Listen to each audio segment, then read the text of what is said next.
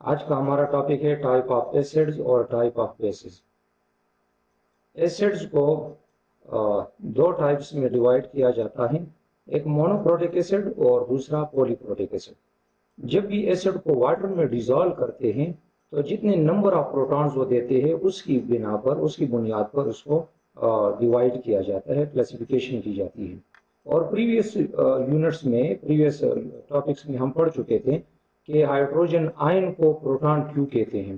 Hydrogen के पास एक ही electron होता है, जब वो लूज करता है तो उसके पास सिर्फ न्यूक्लियस में प्रोटॉन बाकी रहता है, जिसकी वजह से उसको प्रोटॉन्स भी कहते हैं और हाइड्रोजन आयन भी कहते हैं। तो जब एसिड को वाटर में डिसॉल्व करते हैं तो जितनी तादाद में वो हाइड्रोजन आयन या प्रोटॉन देते हैं उस बेस पर उसकी टाइप सेम, एक है monoprotic acid, mono mean one, और पॉलीप्रोटिक एसिड कि जब पानी में इसको डिसॉल्व करते हैं तो या एक प्रोटॉन वो देते हैं, एक मॉलिक्यूल, या एक से ज्यादा प्रोटॉन या हाइड्रोजन आयन देते हैं। जैसे कि मोनोप्रोटिक एसिड्स हैं, the acids which produce one proton per molecule are called monoprotic acid। यानी जब एक मॉलिक्यूल, फॉर एग्जांपल यहाँ पे HCl है, इस HCl एक मॉलिक्यूल को जब वाटर में डिसॉल्व करते हैं और वो एक प्रोटॉन दे या हाइड्रोजन आयन दे तो उसको मोनोप्रोटिक एसिड्स कहते हैं। फॉर एग्जांपल HCl को जब वाटर में डिसॉल्व करते हैं तो ये हाइड्रोजन आयन और क्लोराइड आयन में आयोनाइज हो जाता है, यानी ये एक प्रोटॉन देता है, वन प्रोटॉन पर मॉलिक्यूल, एक मॉलिक्यूल सिर्फ एक प्रोटॉन देता है, या प्रोटॉन इसको हाइड्रोजन आयन भी कहते हैं।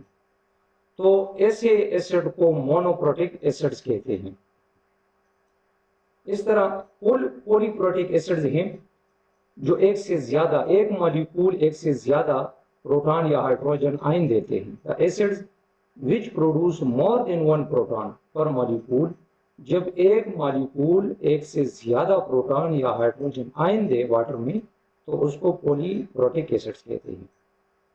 फॉर एग्जांपल H2SO4 को जब वाटर में डिसॉल्व किया जाता है तो ये दो प्रोटॉन या हाइड्रोजन आयन देता है वाटर में, इसलिए इसको डाइप्रोटिक एसिड कहते हैं।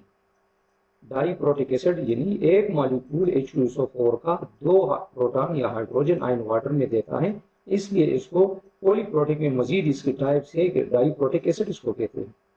इसी तरह जब H3PO4 को वाटर में डिसॉल्व किया जाता है तो ये तीन हाइड्रोजन आयन या तीन प्रोटॉन देते हैं, इसलिए इसको ट्राइप्रोटिक एसिड कहते हैं। इसी तरह टाइप्स ऑफ बेसिस, बेसिस की भी टाइप्स, जब बेस को वाटर में डिसॉल्व किया जाता है और वो OH नेगेटिव आयन या हाइड्रोक्साइड आयन दे, एक मॉलिक्यूल जितने हाइड्रोक्साइड आयन देता है उस बेस पर इसके टाइप से मोनो एसिडिक बेसिस के एक बेस मॉलिक्यूल को वाटर में जब डिसॉल्व किया जाता है और वो एक हाइड्रोक्साइड आयन दे तो उसको मोनो एसिडिक बेसिस कहते हैं। और पॉली एसिडिक बेसिस, जब एक मॉलिक्यूल, बेस का मॉलिक्यूल एक से ज्यादा हाइड्रोक्साइड आयन दे तो उसको पॉली एसिडिक बेसिस कहते हैं। For example mono acidic basis की डेफिनेशन है the basis which produce one hydrogen ion पर मॉलिक्यूल, यानी बेस का एक मॉलिक्यूल जब एक हाइड्रोक्साइड आयन दे एक्वियस सॉल्यूशन में, वाटर में जब इसको डिसॉल्व किया जाता है तो उसको मोनो एसिडिक बेसिस कहते हैं। फॉर एग्जांपल NaOH को जब वाटर में डिसॉल्व किया जाता है तो ये Na+ और OH- आयन में, OH नेगेटिव में आयोनाइज हो जाता है। क्योंकि सोडियम हाइड्रोक्साइड NaOH वाटर में एक हाइड्रोक्साइड आयन देता है तो इसलिए इसको मोनो एसिडिक बेसिस कहते हैं। हाइड्रोक्साइड आयन पर मॉलिक्यूल, एक मॉलिक्यूल जब एक हाइड्रोक्साइड आयन दे वाटर में डिसॉल्व होने पर तो उसको मोनो एसिडिक बेसिस कहते हैं। इसी तरह पॉलीएसिडिक बेसिस में the basis which produce more than one hydroxide ion OH negative ion पर मॉलिक्यूल इन एक्वियस सॉल्यूशन, जब वाटर में डिसॉल्व करने पर बेस का मॉलिक्यूल एक से ज्यादा हाइड्रोक्साइड आयन दे तो उसको पॉली एसिडिक बेसिस कहते हैं। पॉली का मतलब है मेनी, यानी ज्यादा।